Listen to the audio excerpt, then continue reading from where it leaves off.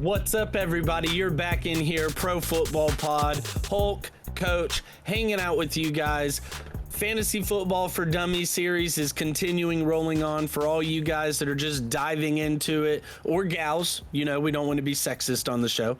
So let's go ahead. We're diving into today. We're getting into the different types of scoring that you can, expect, play with in fantasy football. Subscribe down below. 500 subscribers. We're giving away a free jersey.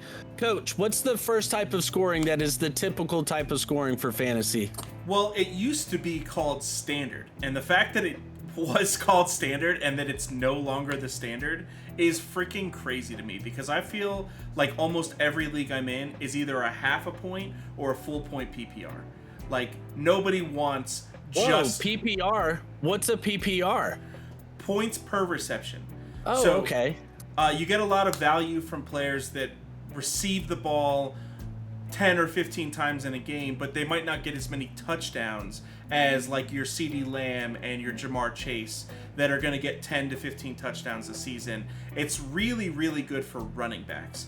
Running backs that are able to receive the ball. Austin Eckler made a career off of being a PPR machine. That's why he was taken as the #1 overall pick in last year's draft. That's definitely not happening again this year, based off of how his season ended last year. So, I agree. So standard scoring with that is you're taking out the points per reception. It's just you're going by your yardage, and the points that you're looking at, just getting to the basis of it. Most leagues that you play in are set on a system of, for running backs and wide receivers, it's 1 point for every 10 yards they gather. Now, you have some leagues that'll give you bonus points for long receptions, long touchdown receptions, stuff like that. But basic leagues, 1 point for every 10 yards for running backs and wide receivers, 6 points for every touchdown that they score.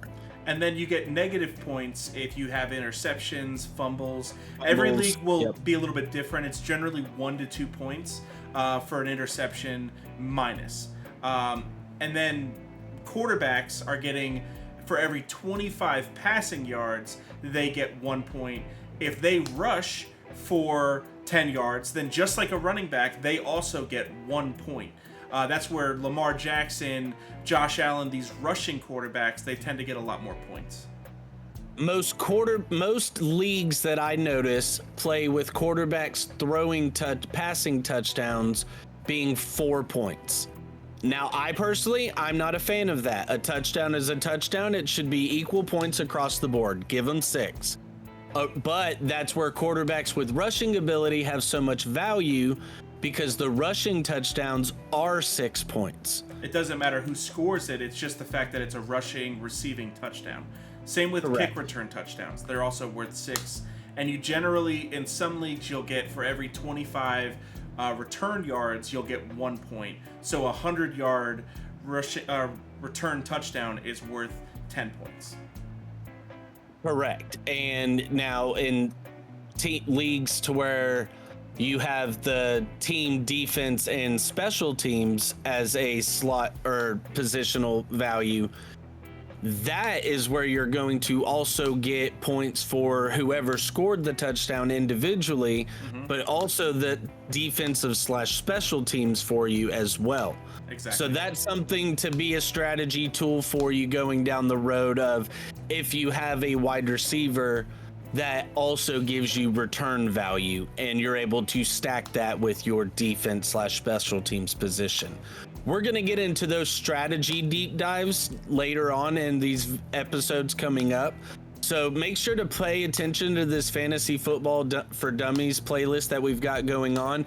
We're dummies ourselves in most of this. There's plenty of seasons where we completely miss the playoffs, but more often than not, we're fighting for a championship. So that's what we're here to help you guys do as well. If you have any suggestions on what kind of videos along this line that you'd like us to put out, throw that in the comments section below. Absolutely. The last thing is with defensive, you have individual defensive players called IDPs, or you have team defenses. Personally, I like IDP a lot because I've been playing fantasy football for almost 15 years, and for 10 of it, we only did team defenses. Every sack that the Cowboys get is a sack for me. But if you have Micah Parsons, and Micah Parsons gets most of the sacks and most of the fumbles and all the interceptions, then he gets the points.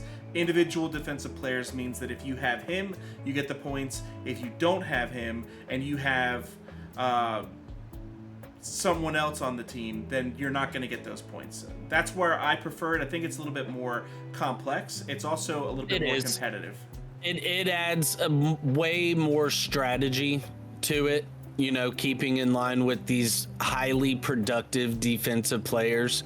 I personally do like the team defense, special teams aspect of it, simply because it gives you that strategy of knowing what teams have good special teams, what teams are going to make a dent in the kick return game, in the punt return game, to where you're going to be able to get, you know, points from that as well. We're going to dive into all of that in these videos. So like I said, if you subscribe, if you hit that notification bell, you're going to get all those videos coming straight to you. 500 subscribers, we're giving away a free jersey of your all's choice. We'd love to do it for one of you lucky viewers. TulsiRoseTea.com is the sponsor. Peace out.